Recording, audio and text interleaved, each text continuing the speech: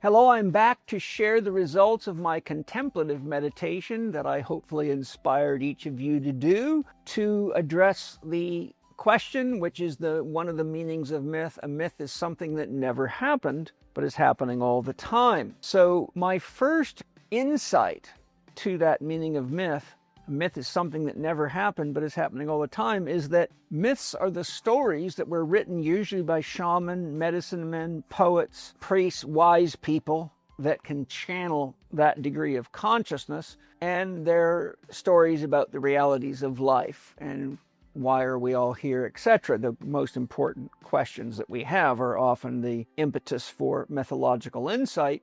And so the first thing that I found through my contemplative meditation is that myths are all stories about the realities of life that are often allegories. They may be factual, but more often, depending on the type of myth, it's actually allegorical. Therefore, a myth is something that never happened because it's not actually a journalistic report on the events of the day or someday as much as it is something that's based on key principles like the field of value, morals. It could be ethics, it can be virtues. Most myths that have expose of virtues also show the trouble of the vice. The opposite side. Hercules had a lot of strength, but it caused him a lot of trouble. How does he learn to manage that? So if we're actually trying to do a factual accounting of Hercules, we'll probably come to the left brain conclusion that that myth never happened. But if we look out at the world and say, how many people, especially men, are having challenges because they're using strength in ways that are actually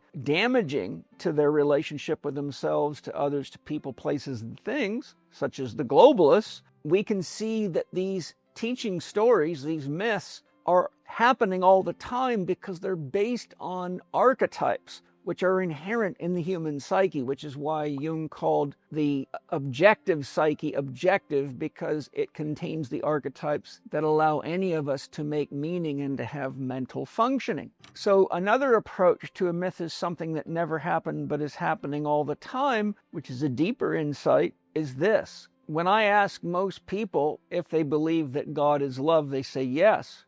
When I say, well, what would be the highest form of love that God could be? The answer is almost ubiquitously unconditional love. So therefore, if we look at that and we say, well, how can we symbolize that which is unconditional? We would have to use the symbol 0 because it is the only symbol for that which paradoxically is but isn't at the same time. 0 is simultaneously no thing. Because it's no thing, it embraces and contains everything.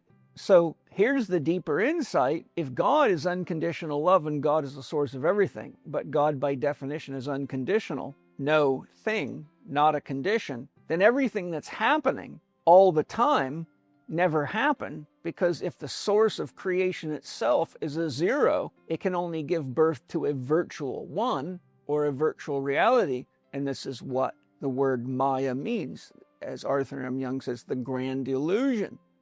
But he says not to get caught like the yogis do in believing that it's illusion, so you should jump out. He reminds us that it is the illusion in which God experiences itself, in which we all grow in consciousness. So a myth as something that never happened but is happening all the time, could be perceived from the context I've just shared, is that because God is unconditional love, the truth is everything ultimately is based in the unconditional or the infinite, if you will. But what we experience in conditions and in the finite is happening all the time. So there's the beautiful paradox. Osho said, if you can't handle a paradox, you'll never understand God. And I think part of growing up psychologically is going from 2-value logic, yes, no, to 3, 4, and 5-value logic, so we can actually embrace paradoxes and do contemplative meditations with them and deepen ourselves